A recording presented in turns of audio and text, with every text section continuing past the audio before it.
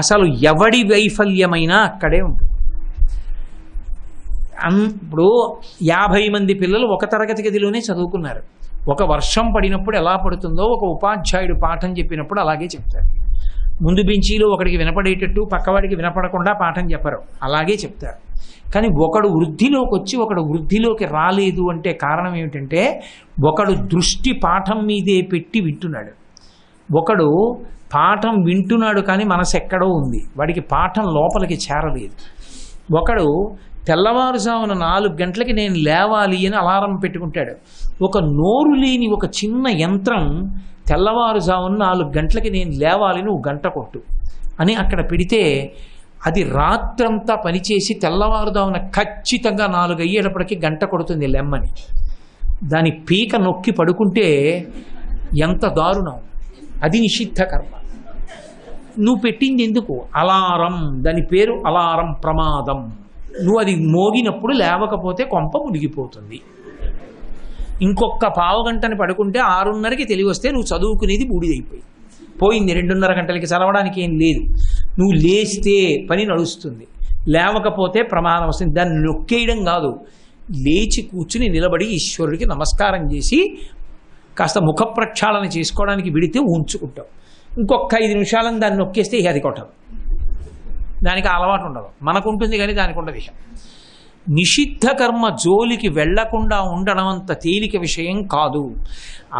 ఇప్పుడు ఒక్క క్లాసులో చదువుకున్న వాళ్ళలోనే ఒకడు ఐఏఎస్ అవుతున్నాడు, ఒకడు ఐపీఎస్ అవుతున్నాడు, ఒకడు ఐఐటి ఖర్గపూర్లో సీట్ వస్తోంది, ఒకడు 27 ఏళ్ళు వచ్చినా ఏ ఉద్యోగం లేక సైకిల్ బెల్ల కొట్టుకుంటూ వెడుతుంటే ఆ పక్కనే కారులో ఆగి వాడితో చదువుకున్నవాడే కారు అద్దం దింపి ఎరా బాగున్నావా, ఏమైనా ఉద్యోగం వచ్చిందా అని అడిగి అద్దం పైకెత్తేసి భార్యతో కలిసి కారు డ్రైవ్ చేసుకుంటూ వెళ్ళిపోయాడు. ఎక్కడ తేడా వచ్చింది? ఇద్దరు ఒక్క తరగతిలో చదివితే.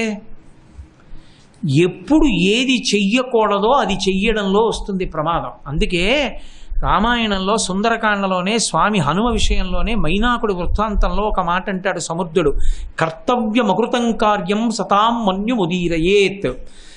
పెద్దలైన వాళ్ళకి తప్పకుండా కోపం వస్తుంది. ఎందుకు వస్తుందో తెలుసా? ఏ పని ఎప్పుడు చెయ్యకూడదో ఆ పని చెయ్యకూడని సమయంలో చేస్తే కోపం వస్తుంది. ఒక్కొక్క సమయంలో ఒక్కొక్క పని చెయ్యాలి. వినడానికి వచ్చినప్పుడు వినాలి, మాట్లాడడానికి వచ్చినప్పుడు మాట్లాడాలి. అంతేకాని మాట్లాడవలసి వచ్చినప్పుడు నేనేం మాట్లాడతానండి అనడం, వినవలసి వచ్చినప్పుడు మాట్లాడుతూ కూర్చోవడం, రెండూ తప్పులే. అప్పుడు మహాత్ములకు కోపం వచ్చి తీరుతుంది. కాలము ప్రధానము, ఏ కాలమునందు ఏది చెయ్యాలో ఆ కాలమునందు అదే చెయ్యాలి. తప్పించి ఇంకొకటి చేస్తే మహాత్ముల ఆగ్రహానికి గురైపోతామని చెప్తారు. కాబట్టి కర్తవ్యమకృతం కార్యం సతాం మన్యుముదీరయేత్. చెయ్యడం ప్రధానం కాదు, నేను ఈ పని చేశానండి పనికిరాదు. ఆ పని చెయ్యవలసిన సమయంలో నువ్వు చేశావా అదే జీవిత అభ్యున్నతికి కారకం. అదే ఏదైనా అంతే, కాలముతో ముడిపడిపోయి ఉంటుంది. ఆ కాలమునందు నువ్వు చేశావా? నేను 1973 నుంచి 78 వరకు బాగా చదువుకుని ఉండుంటే నేను కలెక్టర్ని అవుతునండి అంటే ఇప్పుడు నీకు అవకాశం లేదు, పో అంతే. అప్పుడు ఉండాలి ఆ బుద్ధి, చదువుకుందామని. నువ్వు చదువుకోవలసిన సమయంలో చదువు ఒక్కటే చదువుకో.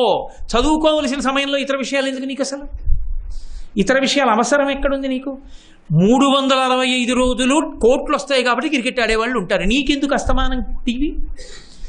నిషిద్ధ కర్మ అన్న దాని జోలికి వెళ్ళి పడిపోయిన పిల్లలు ఎంతమంది ఉన్నారో తెలుసా అండి? 96 దగ్గర ఉన్నాడు, 100 అయిపోతుందేమో అని పెట్టు కూర్చుంటాడు. రేపు పరీక్ష ఉంటే వాడు ఆ 4 రన్స్ కొట్టడానికి గంటన్నర టెన్షన్ పడి ఆఖరణ 99 దగ్గర అవుట్ అయిపోతాడు. ఆ బాధలో వీడికి ఒక్కటి తలకెక్కదు. ఫీజులు కట్టిన తండ్రి నాశనం అయిపోతాడు పరీక్షకి. ఎందుకని? నిషిద్ధ కర్మ. నీకెందుకు అప్పుడు? ఆ సమయంలో నీకు టీవీతో పని ఏంటి? చిన్నపిల్లలకి సెల్ ఫోన్ ఎందుకు? 72 మెసేజ్లు ఎందుకు? మెసేజ్లు ఫ్రీ కదా, నువ్వు ఎస్ఎంఎస్లు ఎందుకు? నువ్వు స్నేహితులతో అంత ఫోన్లో మాట్లాడవలసినంత అవసరం నీకేముంటుంది? నువ్వు స్కూల్కి వెళ్తావు, స్కూల్ నుంచి వస్తావు, స్కూల్లో ఏదైనా మాట్లాడాలంటే పిల్లలతో మాట్లాడతావు. నీకు సెల్ ఫోన్ అవసరం ఏముంటుంది అసలు? ఎందుకు ఉండాలి పిల్లలకి సెల్ ఫోన్? మోటార్ సైకిల్ పిల్లలు ఎందుకు ఎక్కాలి? పెద్దవాళ్ళు ఎక్కాలి, పిల్లలు ఎందుకు ఎక్కాలి మోటార్ సైకిల్? కర్తవ్యమకృతం కార్యం సతాం మన్యుముదీరయేత్. ఏది ఏ సమయంలో ఎవరి దగ్గర ఉండకూడదో అది ఉండడం ప్రమాదానికే దారితీస్తుంది. ఒక పరిణితి లేకుండా ఏ వస్తువు ఉండడానికి వీల్లేదు. పసిపిల్లాడు ఆడుకుంటానన్నాడని బ్లేడ్ ప్యాకెట్ ఇస్తావా? బ్లేడ్ ప్యాకెట్ ఇవ్వని వాడివి 18 ఏళ్ళు కూడా రాని పిల్లాడికి మోటార్ సైకిల్ ఎందుకు ఇస్తున్నావు? వాడు నేల మీద డేక్కుపోతే అప్పుడు మళ్ళీ తొడమైన చర్మాన్ని ఇంకోటి చర్మాన్ని తీసుకొచ్చి అంటింపించుకోవడమా? ఎవడ పడమన్నాడు ఆ ప్రారంభ కర్మ నిన్ను? ఎవడికి ఎప్పుడు ఏది అవసరమో, ఎవడు ఏ కాలమునందు ఏది చెయ్యాలో అది మాత్రమే చెయ్యాలి. అది చెయ్యనప్పుడు ఆకర్షింపబడితే, నిన్ను నువ్వు నిగ్రహించుకోలేకపోతే తరువాతి జీవితంలో నువ్వు సుఖశాంతులతో ఉండాలని కోరుకున్నా ఉండడం సాధ్యం కాదంతే. అందరూ పల్లకీలు ఎక్కరు, పల్లకీలు మోసేవాళ్లే ఎక్కువ మంది ఉంటారు. కారణం ఒక్కటే, నిషిద్ధ కర్మలకి ఆకర్షింపబడమే. ఏది అక్కర్లేదో దానికి ఆకర్షితుడవుతాడు. ప్రతి విషయాన్ని తెలుసుకోవడం, ప్రతి విషయం పట్ల ఆకర్షితుడు కావడం, తన్ని తాను నిగ్రహించుకోలేకపోవడం, ఆ పని చెయ్యకుండా తనని నిగ్రహించుకోగలిగిన శక్తి లేకపోతే ఇక మనుష్యుడిగా జీవించడం వ్యర్థం. ఒక ఆవు దూడ, గిత్త దూడ బండి కట్టడం ఇంకా కొత్తగా రాని గిత్త దూడని తీసుకొచ్చి బండి కాడి కింద పెట్టి తాడు మెడ కింద నుంచి తీసి పక్కనున్న కొక్కేనికి వేస్తే మొదట్లో అటుపోతుంది. తోక మిలిపెట్టి వీప్ మీద కొట్టి నడిపిస్తాడు. 10 మాటలు బండి కట్టడం అలవాటైపోయిన దూడ అక్కడ పడుకునుంటే మోకాలతో బలమైన రైతు బండిని పైకెత్తి కాడి పట్టుకుని ఒక ఎద్దు వచ్చేసి రెండో ఎద్దు అటు తిరిగి పడుకునుంటే దా అంటే చాలు లేచొచ్చి మెడ కింద ఇలా పెట్టేస్తుంది, కాడి కింద మెడ. ఒక నోరు లేని ఎద్దు అంటే వచ్చి మెడ కింద పెట్టింది. నీ మనసు నీ మాట ఎందుకు వినదు? నువ్వు చెప్పినది ఎందుకు వినదు? ఎంత బలహీన స్థితిలో ఉన్నావు? ఎవరికి పనికొస్తావు నువ్వు దేశంలో? ఎవరికి పనికొస్తావు? ఎవరిని ఉద్ధరించడానికి?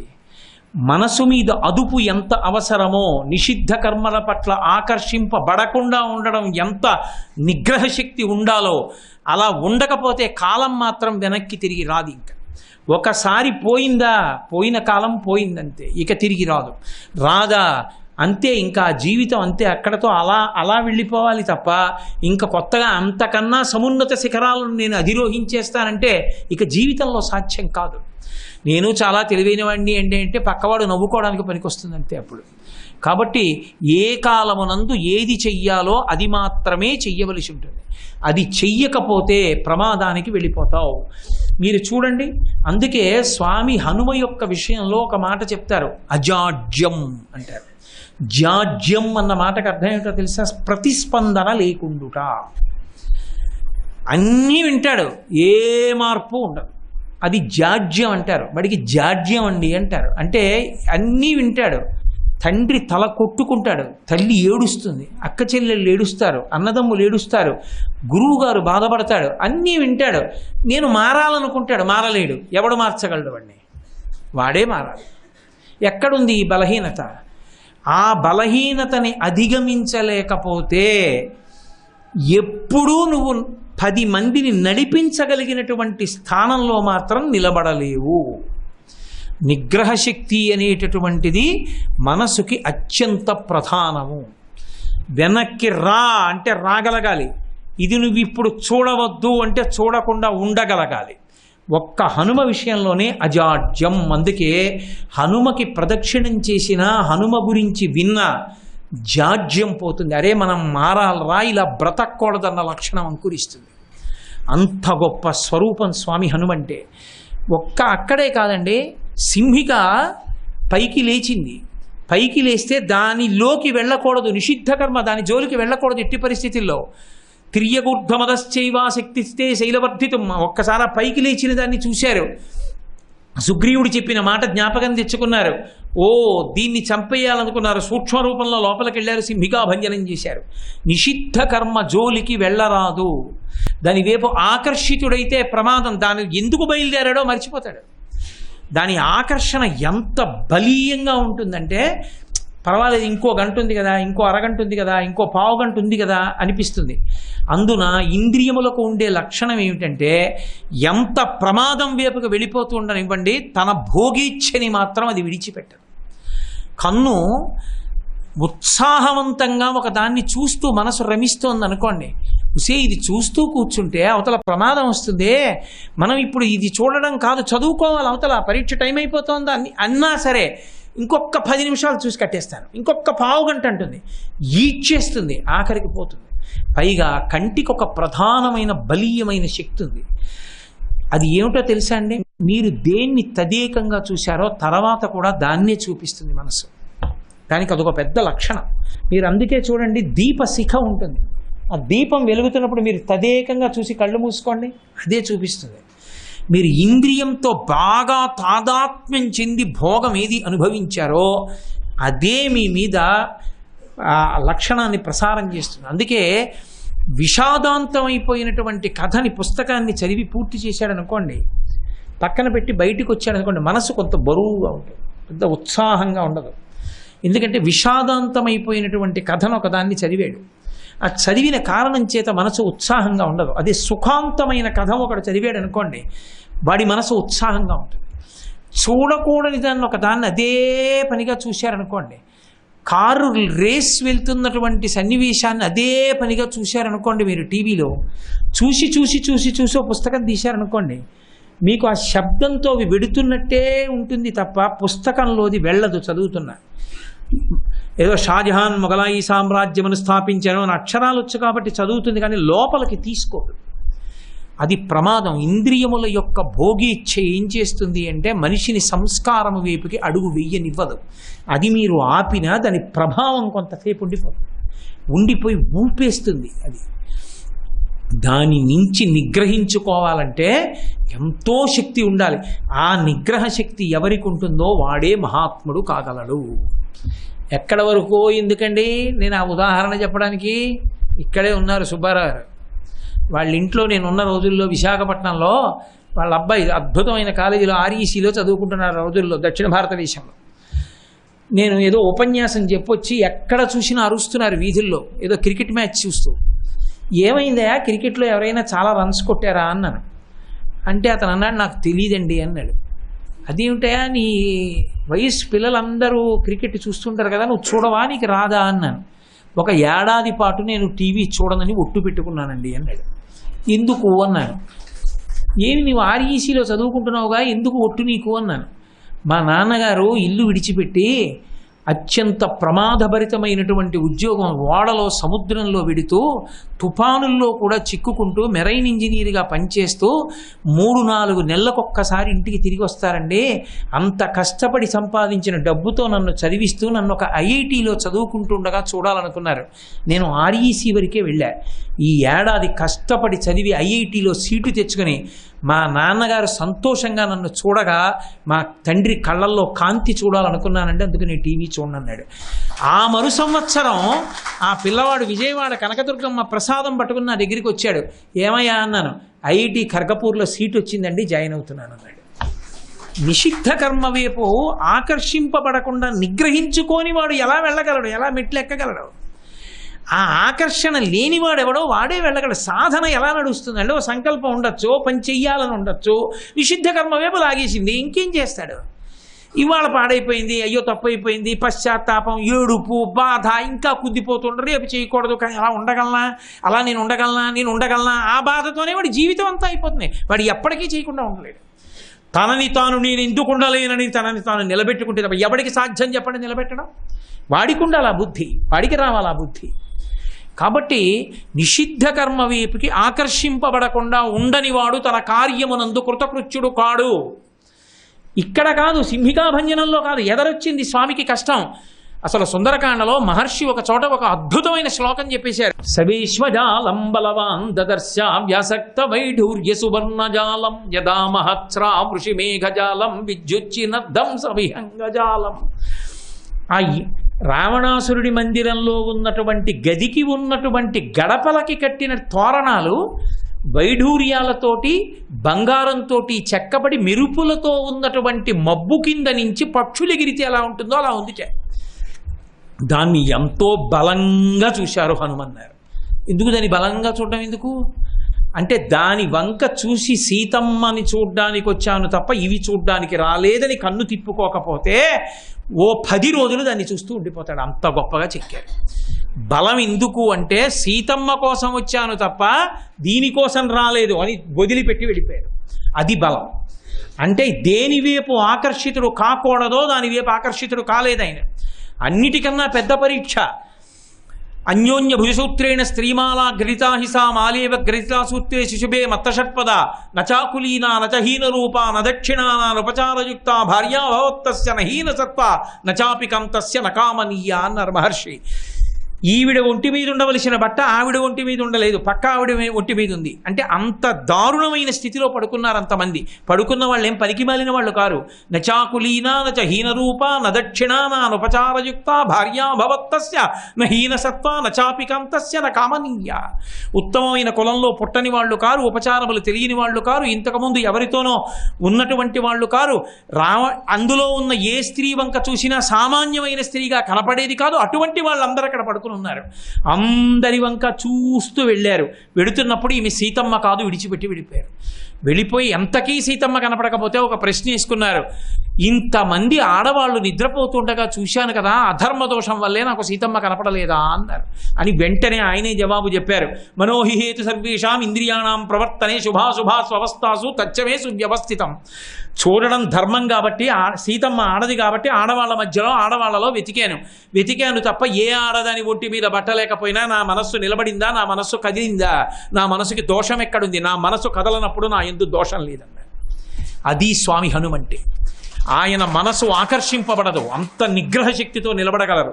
సుందరకాండలో అంత కష్టపడిన స్వామి గుక్కెడు మంచినీళ్లు తాగారని లేదు, వండని వంట పదార్థం లేదు వంటశాలలో, అక్కడ కూడా వెతికారు. దదర్శ హరిషార్దూలస్తస్య రక్షపతే గృహే మృగాణం మహిషాణాంచ వరాహాణాంచ భాగశః అన్నారు మహర్షి. జింక మాంసం దగ్గర నుంచి ఎన్ని రకాల మాంసాలో కన్నతల్లి భోజనానికి పిలిచినట్లు వాసనలు వస్తున్నాయట పాత్రలోంచి. సీతమ్మ కాదని విడిచిపెట్టి వెళ్ళిపోయారు తప్ప జిహ్వేంద్రియానికి వశులు కాలేదు. ఎన్ని మధుపాత్రలో సీతమ్మ కాదని విడిచిపెట్టేశారు. సీతమ్మ కనపడే వరకు దేనివైపు ఆకర్షితులు కాలేదు. అది స్వామి హనుమంటే. ఒక పని మీద బయలుదేరినప్పుడు, ఒక కార్యం మీద బయలుదేరినప్పుడు ఆ కార్యం పూర్తయిపోయేంత వరకు దాని మీద దృష్టి తప్ప ఏ ఇతరమైన ఆకర్షణీయమైన వస్తువుల వైపు దృష్టి సారించకుండా నిలబడగలిగిన వాడెవరో వాడే విజయాన్ని సాధించగలడు. ఈ నాలుగిటిలో సంకల్ప బలం లేకపోయినా, సంకల్ప బలం ఉన్నప్పటికీ కూడా మంచి పనులు చేస్తున్నాడనేటటువంటి పొగడ్తలకి వశపడిపోయేవాడైనా, తను చెయ్యవలసిన పనులు చేసినా ఆ పనులు నేనే చేస్తున్నాననుకుని పొంగిపోయేవాడైనా, నిషిద్ధ కర్మల జోలికి వెళ్ళి ఆకర్షింపబడి వాటి పట్ల హత్తుకుపోయేవాడైనా, వాడు తలపెట్టిన కార్యముల యందు వాడు కృతకృత్యుడై సమున్నతమైన స్థానములను అలంకరించలేడు. ఆఖరికి ఒక పిల్లవాడు గొప్పవాడు కావాలన్నా ఇదే నియమం, ఒక పరిపాలకుడు గొప్పవాడు కావాలంటే ఇదే నియమం, ఒక కవి గొప్పవాడు కావాలంటే అదే నియమం, ఒక చిత్రకారుడు మంచి బొమ్మ గీయాలంటే అదే నియమం. ఎవడు ఏ పనిలో కృతకృత్యుడు కావాలన్నా ఈ నాలుగే ఉండాలి. ధృతి, దృష్టి, మతి, దాక్ష్యం సకర్మసు నసీదతి. ఈ నాలుగున్నవాడు తన కర్మల యందు చెడడు, పాడుకాడు. దానికి స్వామి హనుమయే తార్కాణమని సుందరకాండలో ఆర్షోక్తిగా, హితోక్తిగా మహానుభావుడైనటువంటి వాల్మీకి మహర్షి ఏ నాలుగింటిని ఎప్పుడు దృష్టిలో పెట్టుకుని జీవితంలో పైకి రావాలో నేర్పినటువంటి అద్భుతమైనటువంటి వాక్కు. శ్రీరామాయణం ఆది కావ్యం, నరుడి కథ. నేను మీకు మొట్టమొదటి రోజునే మనవి చేసి ఉన్నాను, రామచంద్రమూర్తి అవతారమే ఒక నరుడిగా వచ్చాడు. అందుకే వాల్మీకి మహర్షి ప్రశ్న చేసినప్పుడు కోన్వస్మిన్ సంప్రదం లోకే గుణవాన్ కశ్చ వీర్యవాన్ ధర్మజ్ఞశ్చ కృతజ్ఞశ్చ సత్యవాక్యో దృఢవ్రతః చారిత్రేణ చ కో యుక్తః సర్వభూతీషు కో హితః విద్వాన్ కః కస్సమర్థశ్చ కశ్చైక ప్రియదర్శనః ఆత్మవాన్ కో జితక్రోధో జ్యుతిమాన్ కో నలసూయకః కస్య బిభ్యతి దేవాశ్చ జాతరోషస్య సంయుగే అని అడిగాడు. ఈ 16 గుణములు పరిపూర్ణముగా కలిగినటువంటి మానవుడు ఈ లోకమునందు ఇప్పుడు ఉన్నాడా అని అడిగాడు. అటువంటి గుణములు పరిపూర్ణముగా కలిగినటువంటి మానవుడు ఇప్పుడు ఈ లోకంలో ఉన్నాడు అని నారద మహర్షి సంక్షేప రామాయణాన్ని చెప్పిన మీదట వాల్మీకి మహర్షి రామాయణాన్ని రచన చేశారు. వాల్మీకి మహర్షికి చతుర్ముఖ బ్రహ్మగారు ఇచ్చినటువంటి వరం. ఆయన ఎప్పుడు శ్రీరామాయణాన్ని రచన చెయ్యాలని కూర్చున్నా ఆయన ఆచమనం చేసి ఘంటం చేత్తో పట్టుకోగానే రామాయణ కథలో ఉన్నటువంటి వ్యక్తుల యొక్క నడవడి తెలియడం కాదు, వాళ్ళ మనస్సులలో ఏమనుకున్నారన్నది కూడా వాల్మీకి మహర్షికి అవగతం అయ్యేది. అలా తెలిసేటట్టుగా బ్రహ్మగారు వరం ఇచ్చారు. అందుకే రామాయణాలు ఇన్ని ఉన్నా వాల్మీకి రామాయణం ఒక్కటే పరమసత్యం. యథార్థముగా జరిగిన రామకథని చెప్పినటువంటిది పరమ ప్రామాణికము, పరమసత్యమైనటువంటిది వాల్మీకి రామాయణం ఒక్కటే. కానీ రామకథ మృత సంజీవని కనుక ఎన్ని మాటలు చెప్పినా చెప్పవలసిందే కనుక ఎందరో మహాత్ములు తమ తమ భావములను చొప్పించి ఆనందించి ఆవిష్కరించి శ్రీరామాయణాన్ని అందించారు. కానీ ఎప్పుడైనా రామకథలో యథార్థంగా జరిగింది ఏమిటి అన్నది తెలుసుకోవాలి అంటే ఒక్క వాల్మీకీకృతమైన శ్రీరామాయణాన్ని మాత్రమే చదవాలి. అందున వాల్మీకి రచించిన రామాయణానికి ఒక ప్రత్యేక ప్రతిపత్తి ఉంది. భాగవతాన్ని వ్యాస భగవానుడు సంస్కృతంలో రచన చేసినప్పటికీ 12 స్కంధాల్ని కూడా పోతన గారు ఆంధ్రీకరించారు. ఆంధ్రీకరించినప్పుడు వారు తెలుగు భాషకి ఎంత గౌరవాన్ని శక్తిని కట్టబెట్టారంటే మహాభాగవతంలో ఉన్నటువంటి కొన్ని ఘట్టములు తెలుగు భాషలో చదువుకున్నా కూడా సంస్కృత భాగవతం చదువుకుంటే ఏ ఫలితం వస్తుందో అదే ఫలితం వస్తుంది. రుక్మిణీ కళ్యాణానికి సంబంధించిన లేఖ సంస్కృత భాగవతంలో చదివితే ఏ ఫలితం వస్తుందో ఆంధ్ర భాగవతంలో ఉన్న రుక్మిణీ కళ్యాణం లేఖ చదివితే అదే ఫలితం వస్తుంది. గజేంద్రమోక్షణ ఘట్టంలో సంస్కృత భాగవతంలో ఉన్నటువంటి శ్లోకాలు చదివితే ఏ ఫలితం వస్తుందో ఆంధ్ర భాగవతంలో పోతన గారు రచన చేసినటువంటి గజేంద్రమోక్షణ కథ అంతర్గతమైనటువంటి ఆ పద్యములను చదివినప్పటికీ అదే ఫలితం వస్తుంది. కానీ రామాయణం దగ్గరికి వచ్చేటప్పటికీ జయమంత్రాన్ని ఎవరైనా ఆంధ్రీకరించినా జయమంత్రం సంస్కృతంలో వాల్మీకీకృతమైంది చదివితే మంత్రశక్తి ఉంటుంది తప్ప ఆంధ్రీకరించినటువంటి ఏ గ్రంథానికి కూడా ఆ శక్తి రాలేదు. అది ఒక్క వాల్మీకి రామాయణానికి ఉన్నటువంటి గొప్పతనం. అసలు వాల్మీకి రామాయణంలో వాడినటువంటి సంస్కృతం ఎంత గొప్పదంటే ఏ భాష వారు చదివితే ఆ భాష వారిది మా భాషలో ఉందంటారు తప్ప సంస్కృతంలో ఉందనుకోరు. అంత సరళమైన సంస్కృతంలో అంత అద్భుతంగా అందించారు వాల్మీకి. అది నరుడి కథ అయినటువంటి కారణం చేత నరుడి యొక్క జీవితంలో వచ్చేటటువంటి ఉత్థాన పతనాలు, నడవడిలో వచ్చేటటువంటి వైక్లభ్యాలు, ఎదురయ్యేటటువంటి కష్టాలు, తట్టుకోవడంలో పడేటటువంటి ఆర్తి, వీటన్నిటినీ యథాతథంగా ఆవిష్కరించారు. నేను శ్రీ మహావిష్ణువుని కనుక నేను సమస్త శోకములకు అతీతుణ్ణి, నాకు దుఃఖం ఉండదని రాముడు అనలేదు. సీతమ్మ కనపడకపోతే గుండెలు బాదుకుని ఏడ్చాడు. దశరథ మహారాజు గారు మరణిస్తే విశేషమైనటువంటి శోకమునకు వశుడయ్యాడు. మిగిలిన అవతారములు అలా కాదు. రామావతారం మాత్రం ఒక నరుడు ఎలా ప్రవర్తిస్తాడో అలాగే ప్రవర్తించాడు. యుద్ధకాండలో రామరావణ సంగ్రామం అయిపోయి రావణాసురుడు హతుడైన తరువాత దేవతలందరూ ప్రత్యక్షమై దేవేంద్రుడే రామచంద్రమూర్తిని పిలిచి నువ్వు శ్రీ మహావిష్ణువువి అన్నా సరే, కాదు నేను దాశరథిని, దశరథ మహారాజు గారి కొడుకుని, నేను నరుణ్ణి, నాకు తెలియదు, నేను విష్ణువుని కానన్నాడు ఆయన. ఒక నరుడిగా ప్రవర్తించడాన్ని ఆయన ఇష్టపడ్డాడు. అందుకే శ్రీరామాయణం చదివేటప్పుడు నరుడి కథ అని చదివితే విశేషంగా ఉపయుక్తమవుతుంది. రామాయణం చదివేటప్పుడు రామకథ భగవంతుడి కథ అని చదివితే ఎందుకు కొరగా. ఎందుచేత అంటే మీకు ఎప్పుడైనా ధర్మాన్ని పట్టుకోవలసినటువంటి సందర్భం ఏర్పడినప్పుడు, జీవితంలో సంక్లిష్ట స్థితి ఏర్పడినప్పుడు, రాముడు ఇటువంటి కష్టంలో ఏం చేశాడు అని ఆలోచించవలసి వస్తే రాముడు దేవుడు కాబట్టి అలా చేశాడు అనుకున్ననాడు రామాయణం మనకెందుకు పనికిరాదు. కాదు, రాముడు కూడా నాలాటి నరుడే అనుకున్ననాడు రామాయణంలో ఉన్న ప్రతి ఘట్టం అన్వయం అవుతుంది. అందుకే రామాయణాన్ని చదివేటప్పుడు కేవలం ఒక నరుడి కథగా చదవాలి తప్ప అది భగవంతుని కథ అన్న భావనతో చదవడం అంత ఉపయుక్తమైనటువంటి విశేషం కాదు. శ్రీరామాయణం నేను మీతో ఇతపూర్వం మనవి చేసినట్లు నరుని యొక్క కథ అయిన కారణం చేత అనేకమైన ఉత్థాన పతనములు కనపడతాయి. ఒక్కొక్క చోట సంక్లిష్టమైన సన్నివేశములు ఏర్పడతాయి. ఆ సంక్లిష్టమైన సన్నివేశాల్లో మహర్షి మెరుపులు వినిపించారు. ఆ ఒక్కొక్క శ్లోకం జ్ఞాపకం పెట్టుకుంటే అవి ధారణలో ఉండాలి. ఎందుచేత అంటే కర్ర ఇంట్లో పెట్టి వీధిలోకి వచ్చినటువంటి వాడిని కుక్క తరిమితే మా ఇంట్లో కర్ర ఉందండి అంటే అది రక్షించదు. చేత్తో పట్టుకున్న కర్ర ఏది ఉందో అది మాత్రమే కుక్క మీద పడకుండా రక్షిస్తుంది. గ్రంథాంతర్గతమైనటువంటి శ్లోకములు మనకి స్ఫురణలో ఉండవు. అవి మనం నిత్యం పాటించడానికి పనికిరావు. ఏ శ్లోకములు కంఠగతమై ఉంటాయో, ఏ శ్లోకాలు స్ఫురణలో ఉంటాయో ఆ శ్లోకములే మనకి నిజంగా జీవితంలో ఎప్పుడైనా ఇబ్బందికరమైన పరిస్థితులు ఏర్పడినప్పుడు స్ఫురణలోకి వచ్చి తట్టుకుని నిలబడి ఊల్చుకోగలిగినటువంటి శక్తినిస్తాయి. అన్నిటికన్నా జీవితంలో అత్యంత ముఖ్యమైనది ఏది అంటే శాంతి. తాను ప్రశాంతంగా ఉండడం, 10 మందిని ప్రశాంతంగా ఉంచడం, దానికి వ్యక్తిత్వం ఉండాలి. ఆ వ్యక్తిత్వాన్ని ఏర్పాటు చేసుకోవడానికి శ్రీరామాయణంలో ఉండేటటువంటి ఆర్షోక్తులు, అద్భుతమైనటువంటి మెరుపులు, కొన్ని శ్లోకాలు ఎప్పుడూ జ్ఞాపకంలో ఉండాలి. అటువంటి శ్లోకాలలో 2 శ్లోకాలు భిన్నమైనటువంటి రీతిలో, ఒకటి క్రిందకి దిగిపోవడాన్ని చెప్తే, ఒకటి పైకి ఎక్కడానికి మార్గాన్ని చెప్తుంది. ఒకటి బాలకాండలో చెప్తే, ఒకటి సుందరకాండలో చెప్పారు మహర్షి. శోకో నాశయితే ధైర్యం, శోకో నాశయితే శృతం, శోకో నాశయితే సర్వం, నాస్తి శోక సమోరిభు. ఇది అయోధ్యకాండ. వేరొకటి సుందరకాండలో చెప్పారు. సుందరకాండలో చెప్పినప్పుడు అనిర్వేద శ్రియో మూలం అనిర్వేద పరం సుఖం, అనిర్వేదో హి సతతం సర్వార్థేషు ప్రవర్తక, కరోతి సఫలం జన్మో కర్మయత్తత్కరోతి సహ, తస్మాత్ అనిర్వేద కృతం యత్నం చేష్టేహిముత్తమం అంటారు.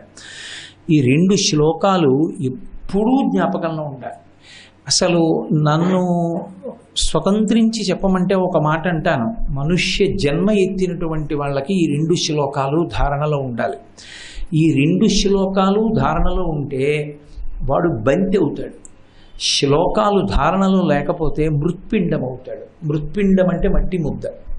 మట్టి ముద్ద చేతిలో పట్టుకుని ఎగరేసి ఆడుతున్నారనుకోండి, ఏ కారణం చేతనైనా కిందకి కానీ జారి పడిందో ఇక పైకి లేవదు.